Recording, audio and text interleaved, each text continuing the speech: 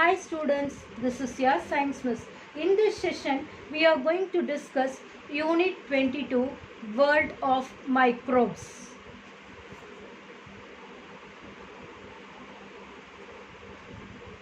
Microbiology. Define microbiology.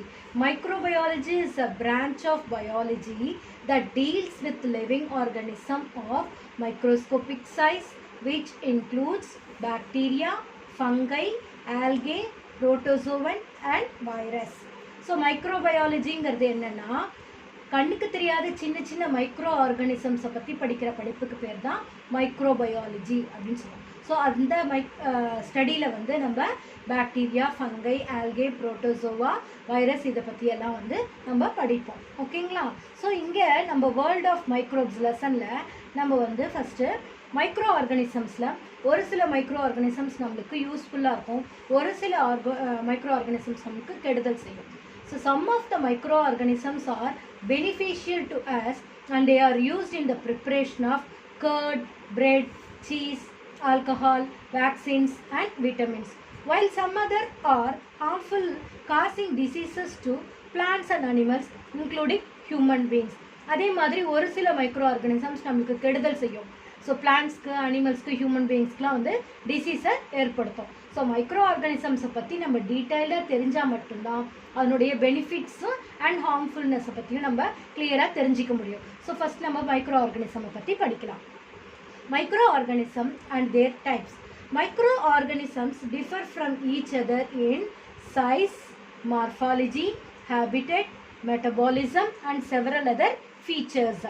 So எல்லா வகையிலுமே micro organisms வந்து ஒன்றோட ஒன்று வேறு மாதிரி தான் இருக்கும், ஒரே மாதிரி இருக்கவே இருக்காது. இப்போ யூனிசெல்லுலார் ஆர்கானிசம்க்கு எக்ஸாம்பிள் உங்களுக்கு பாக்டீரியா கொடுத்துருக்காங்க, மல்டி செல்லுலார் ஆர்கானிசம்க்கு ஃபங்கை, அதே மாதிரி acellular without cell, not composed of cell, அதுக்கு எக்ஸாம்பிள் வந்து வைரஸ் கொடுத்துருக்காங்க. சரிங்களா? ஸோ இது எல்லாமே வந்து different types of microorganisms தான். So types of microbes includes bacteria, virus, fungi, microscopic algae and protista. சரிங்களா? இப்போ நம்ம பாக்டீரியாவை பற்றி படிக்க போகிறோம். பாக்டீரியாவை பற்றி உங்கள் எல்லாருக்குமே தெரிஞ்சிருக்கும். Bacteria are microscopic single cell prokaryotic organism. Prokaryotic ஆர்கானிசம்னா ப்ரிமிட்டிவ் ஆர்கானிசம். அதுக்கு என்ன டெஃபினேஷன் நம்ம கொடுக்கலாம் அப்படின்னு பார்த்தீங்கன்னா, prokaryotic organisms are without nucleus and other cell organelles. அந்த ப்ரோகாரியோட்டிக் ஆர்கானிசமில் நியூக்ளியஸ் இருக்காது, செல் ஆர்கனல்ஸ் எதுவும் இருக்காது. அது இல்லைன்னா அந்த ஆர்கானிசமை தான் நம்ம ப்ரோகாரியோட்டிக்னு சொல்லுவோம். Bacteria is a single cell prokaryotic organism. பாக்டீரியாவுடைய சைஸ் எடுத்துக்கிட்டோம்னா it varies from less than 1 to 10 mu micron in length and 0.2 to 1 mu micron in width. இந்த பாக்டீரியாவுக்கு இந்த டயக்ராமை பார்த்தீங்கன்னாக்கா இந்த பாக்டீரியாவுடைய பாடியில் சுற்றி ஹேர் லைக் ஸ்ட்ரக்சர்ஸ் இருக்கு இல்லையா? ஸோ இந்த ஹேர் லைக் ஸ்ட்ரக்சரை நம்ம என்னென்னு சொல்லுவோம்னா ஃப்ளெஜெல்லா அப்படின்னு சொல்லுவோம். இந்த ஃப்ளெஜெல்லா வந்து எதுக்கு ஹெல்ப் பண்ணுதுன்னா, பாக்டீரியா ஒரு இடத்துலேருந்து இன்னொரு இடத்துக்கு மூவ் பண்ணுறதுக்கு ஹெல்ப் பண்ணுது. ஒரு சில பாக்டீரியாஸில் ஃப்ளெஜெல்லா இல்லாமல் கூட இருக்கும். அந்த மாதிரியான பாக்டீரியாஸ் வந்து மூவ் பண்ணாது. மூவ் பண்ணுற பாக்டீரியா வந்து மொட்டைல் பாக்டீரியான்னு சொல்லுவோம். மூவ் பண்ணாத பாக்டீரியா வந்து நான் மொட்டைல் பாக்டீரியா அப்படின்னு சொல்லுவோம். சரிங்களா? இப்போ different shapes of bacteria based on the shape வச்சு நம்ம பாக்டீரியாவை 3 டைப்ஸாக பிரிக்கிறோம். இங்கே உங்கள் புக்கில் உங்களுக்கு 3 டைப்ஸ் கொடுத்துருக்காங்க பாருங்கள். ராட் ஷேப்டு வந்து பேசிலஸ், ஸ்பெரிக்கல் ஷேப் வந்து காக்கஸ், ஸ்பைரல் ஷேப் வந்து ஸ்பைரலம். இது இல்லாமல் இன்னொரு ஒரு ஷேப் இருக்கும், நீங்கள் லோயர் கிளாஸில் படிச்சிருப்பீங்க, காமா ஷேப், விப்ரியோன்னு சொல்லுவோம். சரிங்களா? சரி, ஃபர்ஸ்ட் இங்கே டூ யூ நோவில் உங்களுக்கு ஒரு வேர்டு கொடுத்துருக்காங்க பாருங்கள். என்னென்னா ஃபஸ்ட்டு தன்னுடைய ஓன் மைக்ரோஸ்கோப்பை டிசைன் பண்ணி கண்டுபிடிச்சது யார் அப்படின்னு கேட்டோன்னா ஆண்டன் வான் லீவன்போர்ட். இவர் தான் வந்து பாக்டீரியாவையும் கண்டுபிடிச்சார். இப்போ நம்ம ஸ்ட்ரக்சர் ஆஃப் எ பாக்டீரியல் செல்லை பற்றி படிக்க போகிறோம். இது 5 மார்க்கில் உங்களுக்கு கேட்பாங்க, வெரி இம்பார்ட்டன்ட்.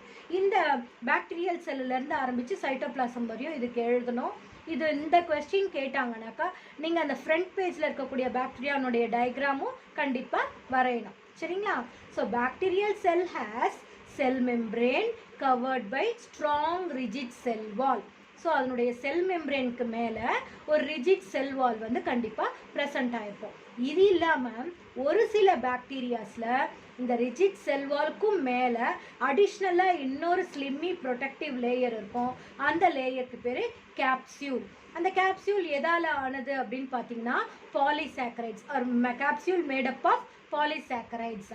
அடுத்தது plasma membrane. Plasma membrane encloses the cytoplasm incipient nucleus, அதாவது நியூக்ளியாய்ட். நான் ஆல்ரெடி உங்களுக்கு சொன்னேன் ஆப்சன்ஸ் ஆஃப் நியூக்ளியஸ் இல்லைனா நியூக்ளியர் மெம்பரேன் இருக்காதுன்னு சொன்னேன் இல்லையா.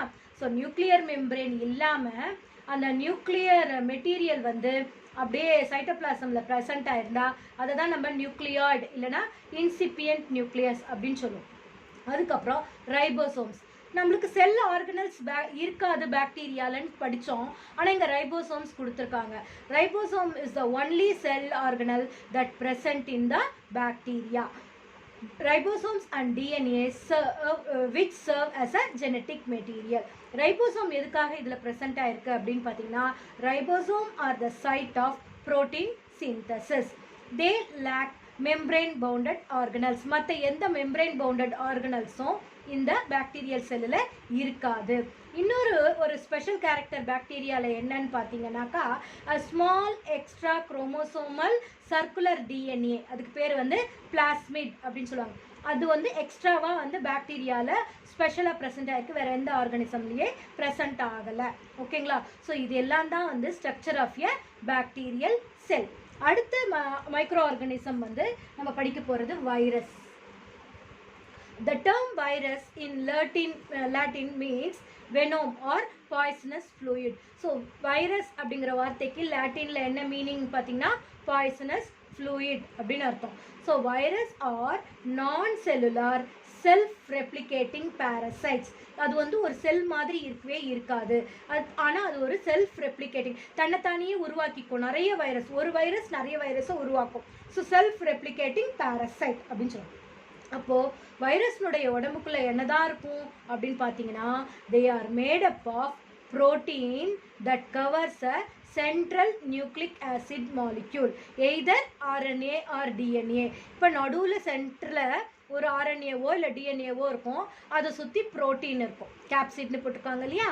ஸோ இதுதான். ஸோ வைரஸில் ரெண்டு பார்ட் தான். நடுவில் ஒரு ஜெனட்டிக் மெட்டீரியல், அது ஆர்என்ஏவாகவும் இருக்கலாம் இல்லை டிஎன்ஏவாகவும் இருக்கலாம், அதை சுற்றி ஒரு ப்ரோட்டீன் கோட். இந்த ரெண்டு பார்ட் தான் வைரஸ்னுடைய பாடிக்குள்ளேயே இருக்கும். A simple virus particle is often called a virion. ஒரு சாதாரண ஒரே ஒரு வைரஸ் பார்ட்டிக்கலை தனியாக வந்து என்னன்னு சொல்லணும்னா வைரியான் அப்படின்னு சொல்லுவோம். They grow and multiply only in living cells. இது லிவிங் செல் உள்ளே இருக்கும்போது மட்டும்தான் அது மல்டிப்ளை பண்ணும். மற்றபடி வெளியில் இருக்கும்போது அது எப்படி இருக்கும்னா நான் லிவிங்காக தான் இருக்கும். இருக்கிற மைக்ரோ ஆர்கானிசம்லேயே smallest microorganism, smallest infective agent அப்படின்னு பார்த்தீங்கன்னா வைரஸ் தான். கேரக்டர்ஸ் ஆஃப் அ வைரஸ் அப்படின்னு எடுத்துக்கிட்டோன்னா virus exhibit both living and non living characters. வைரஸ்னுடைய பாடிக்குள்ளே லிவிங் கேரக்டர்ஸும் இருக்கும், நான் லிவிங்கான கேரக்டர்ஸும் ப்ரெசென்ட் ஆகிருக்கும். ஸோ லிவிங் கேரக்டர்ஸ் ஆஃப் வைரஸ்னு எடுத்துக்கிட்டிங்கன்னா லிவிங் ஆர்கானிசமில் இருக்கிற மாதிரி nucleic acid, DNA or RNA present ஆகிருக்கும். அது வந்து ஜெனட்டிக் மெட்டீரியல் ரெப்ளிகேட் பண்ணுறதுக்கு தேவையாக இருக்குது இல்லையா. ஸோ ரீப்ரொடியூஸ் பண்ணுறதுக்கு. ஸோ அது வந்து லிவிங் கேரக்டர். அடுத்தது they can multiply in the living cells of the host. Living organism மாதிரி அது என்ன செய்யும், மல்டிப்ளை ஆகும். They can attack specific host, ஒரு பர்டிகுலர் ஹோஸ்ட்னுடைய பாடிக்குள்ளே போய் அட்டாக் பண்ணி அங்கே அதை வந்து மல்டிப்ளை பண்ணுறதுக்கு யூஸ் பண்ணிக்கும் அந்த ஹோஸ்ட் செல்ஸை. ஸோ இது எல்லாமே லிவிங் கேரக்டர்ஸ்க்கான கேரக்டர், வைரஸில் ப்ரெசென்ட்டாக இருக்கக்கூடிய லிவிங் கேரக்டர்ஸ். அதே மாதிரி வைரஸில் ஒரு சில நான் லிவிங் கேரக்டர்ஸும் இருக்குது. என்னென்ன அப்படின்னு பார்த்தீங்கன்னா virus remain and inert material outside their host செல்லுக்கு வெளியில் ஒரு நான் லிவிங் திங் மாதிரி, ஒரு உப்பு மாதிரி, கிறிஸ்டல்ஸ் மாதிரி இருக்கும். ஸோ ஒரு நான் லிவிங் திங் மாதிரி இருக்கும். They are devoid of cell membrane and cell wall. Virus are devoid of cellular organelles like ribosomes, mitochondria etcetera.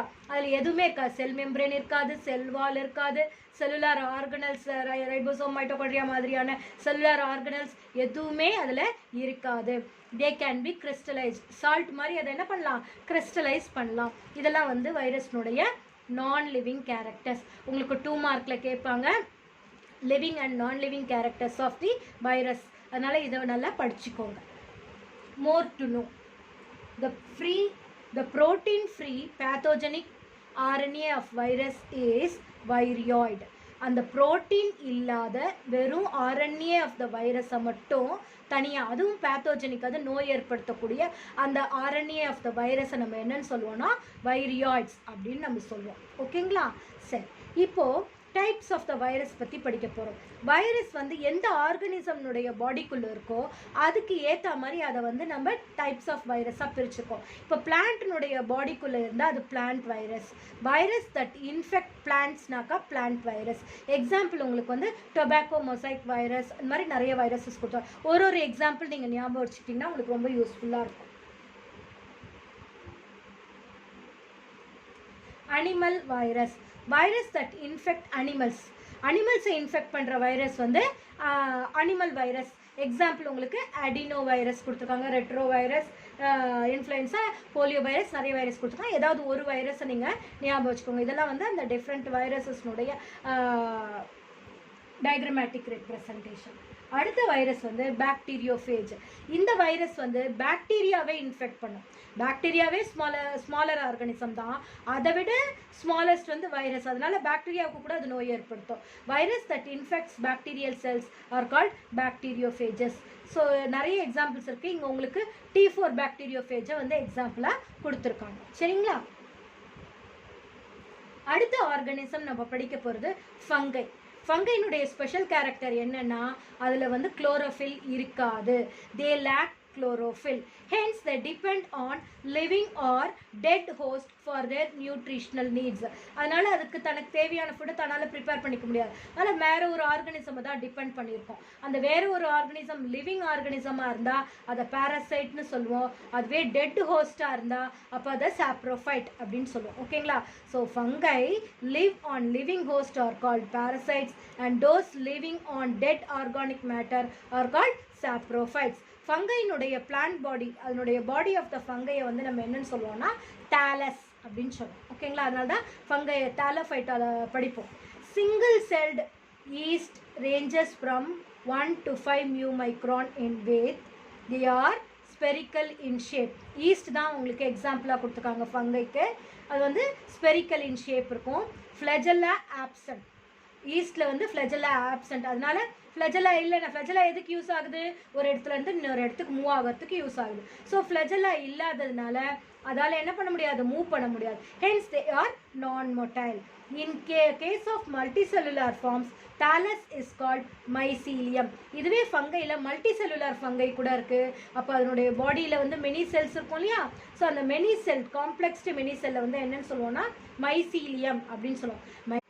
Mycelium is a complex of several thin filaments called hypae.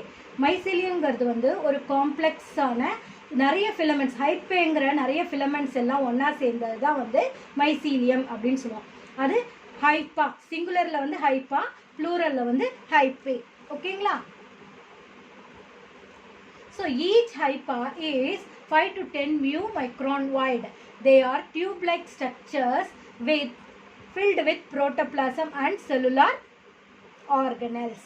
இங்கே பார்த்தீங்கன்னாக்கா உங்களுக்கு இந்த டயக்ராமில் அழகாக தெரியும்.